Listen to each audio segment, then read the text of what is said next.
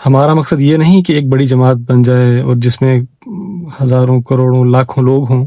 خطبے کے آخر پر پیارے حضور نے گزشتہ جمعے جو ہماری مسجد پر حملہ ہوا ربوہ میں، اس میں جو ہمارے پیارے زخمی ہوئے ان کے بارے میں حضور نے بیان فرمایا کہ ان میں سے 3 کی حالت کچھ تشویشناک ہے، وہ زیادہ زخمی ہیں، ان کے لیے بھی دعا کریں، اللہ تعالیٰ ان کو صحت و کاملہ عطا فرمائے۔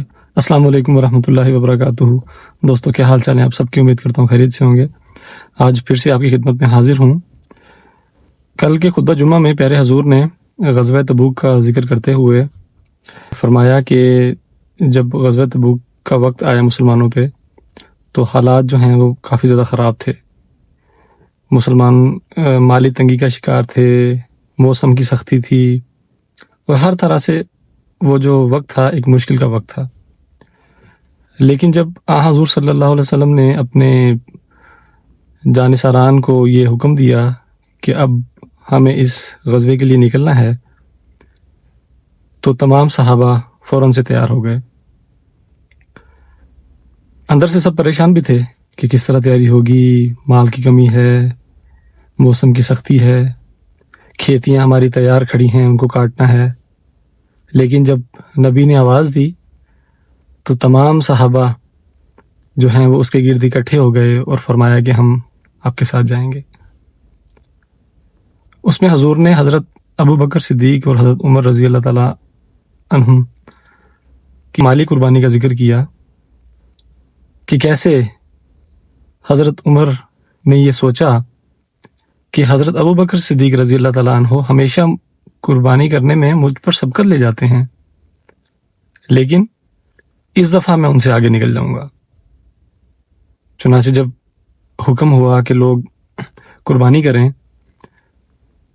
تو حضرت ابو بکر صدیق رضی اللہ تعالیٰ عنہ اپنے گھر کا سارا سامان لے کر آ گئے اور وہ لا کر حضور صلی اللہ علیہ وسلم کی خدمت میں پیش کیا کہ اے خدا کے رسول، یہ سامان میری طرف سے قبول فرمائیے۔ اور پھر حضرت عمر رضی اللہ تعالیٰ عنہ بھی سامان لے کر حاضر ہوئے۔ حضور صلی اللہ علیہ وسلم نے حضرت ابو بکر صدیق رضی اللہ تعالیٰ عنہ سے پوچھا کہ اے ابو بکر، گھر پر کیا چھوڑ آئے ہو؟ اس پر حضرت ابو بکر صدیق رضی اللہ تعالیٰ عنہ نے کتنا ہی پیارا جواب دیا کہ گھر پر خدا اور خدا کا رسول چھوڑایا ہوں۔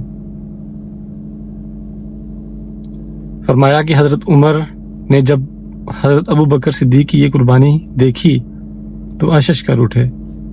حضرت عمر رضی اللہ تعالیٰ عنہ نے جو قربانی کی تھی اس میں وہ گھر والوں کی ضروریات کے لیے کچھ سامان چھوڑ آئے تھے اور باقی کا سامان لے کر حضور صلی اللہ علیہ وسلم کی خدمت میں پیش ہوئے۔ یہ جو ہمارا پیارا امام ہر جمعے کے دن ہمیں خطبات کی صورت میں حضور صلی اللہ علیہ وسلم اور صحابہ کی زندگیاں بتا رہا ہے، اس کا ایک مقصد ہے۔ وہ ایسے ہی نہیں کہ حضور غزوات کا ذکر کر رہے ہیں، صحابہ کی زندگیاں بتا رہے ہیں، ہم حضور صلی اللہ علیہ وسلم کا اسوہ ہمارے سامنے بیان کر رہے ہیں۔ یقیناً وہ بے مقصد نہیں، اس کے پیچھے ایک مقصد ہے، اور مقصد یہ ہے کہ ہم ان خطبات میں سے باتیں اخذ کریں کہ جن کے اپنانے سے ہمارا ایمان ترقی کرے، اخلاص و وفا میں ہم بڑھیں، ہم سیکھیں کہ کس طرح ایک امیر کی بات، امام کی بات کو اہمیت دی جاتی ہے۔ یقیناً رسول کی زندگی میں ہمارے لیے ایک اسوہ ہے۔ ہم نے کوشش کرنی ہے کہ ہم وہ تمام باتیں اپنانے کی کوشش کریں کہ جو ہمیں حضور صلی اللہ علیہ وسلم سے پہنچیں اور جو آپ کے صحابہ سے پہنچیں۔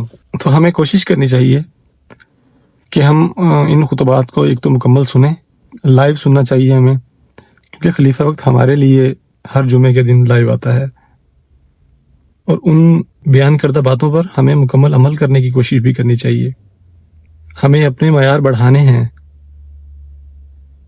جماعت احمدیہ کا مقصد بھی یہی ہے کہ ایمان و اخلاص میں ترقی ہو، تقویٰ کے معیار بڑھیں۔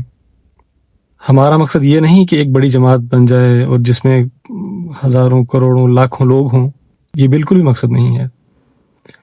اگر ایک خالص مومن بھی جماعت میں ہو تو تب بھی یہ کامیابی ہے۔ اخلاص شرط ہے، اللہ تعالیٰ سے دعا بھی کرنی چاہیے کہ اے ہمارے پیارے خدا، ہمیں اپنے خلیفہ کی تمام باتوں پر عمل کرنے کی توفیق دے، ہمیں اس رسول مقبول صلی اللہ علیہ وسلم کی کامل اطاعت کرنے کی توفیق دے کہ جو رحمت للعالمین ہیں، جس کے لیے تو نے یہ کائنات بنائی۔ کتنی پیاری تعلیمات ہیں حضور صلی اللہ علیہ وسلم کی، کتنا پیارا دین ہے اسلام۔ اللہ تعالیٰ سے دعا کرنی چاہیے اپنے لیے، اپنے خلیفہ کے لیے، اپنے بچوں کے لیے کہ اے خدا ہمیں ہمیشہ راہ راست پر چلنے کی توفیق دے۔ ہمارا پیارا امام جو تحریکات ہمیں کرتا ہے وقتاً فوقتاً، وہ دعاؤں کی تحریک ہے، نفلی روزے کی تحریک ہے، یہ جو بھی تحریک ہے، ہمیں اس پر خدا عمل کرنے کی توفیق دے۔ ہمارا کام ہے کوشش کرنا، جزا ملے گی کوشش کرنے کی۔ ہر انسان کمزور ہوتا ہے، ہر انسان میں سستیاں ہوتی ہیں، غفلتیں ہوتی ہیں، لیکن جو کوشش کرتے ہیں سچے دل سے وہی کامیاب ہوتے ہیں۔ اللہ تعالیٰ سے دعا کرنی چاہیے کہ اے خدا ہماری سستیاں دور ہوں ہم سے۔ جو پیارے حضور نے نفلی روزوں کی تحریک کی ہے سوموار اور جمعرات کے دن، جو دوست صحت مند ہیں، جنہیں اللہ تعالیٰ نے یہ توفیق دی ہے کہ وہ رکھ سکیں، انہیں لازمی رکھنے چاہیے۔ اسی طرح مالی قربانی میں بڑھنا چاہیے۔ اللہ تعالیٰ مجھ سمیت ہم سب کو اس کی توفیق دے۔ اور خطبے کے آخر پر پیارے حضور نے گزشتہ جمعے جو ہماری مسجد پر حملہ ہوا ربوہ میں، اس میں جو ہمارے پیارے زخمی ہوئے، ان کے بارے میں حضور نے بیان فرمایا کہ ان میں سے 3 کی حالت کچھ تشویشناک ہے، وہ زیادہ زخمی ہیں، ان کے لیے بھی دعا کریں۔ اللہ تعالیٰ ان کو صحت و کاملہ عطا فرمائے، ان کو اپنے حفظ و مان میں رکھے، ہر قسم کی پیچیدگی سے ان کو بچائے۔ اللہ تعالیٰ ہمارے سب پیاروں کو اپنے حفظ و مان میں رکھے جو کہیں بھی دنیا میں رہتے ہیں، ہر ایک کا حامی و ناصر ہو۔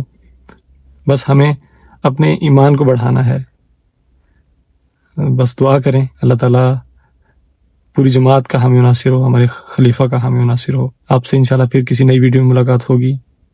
اللہ حافظ و ناصر۔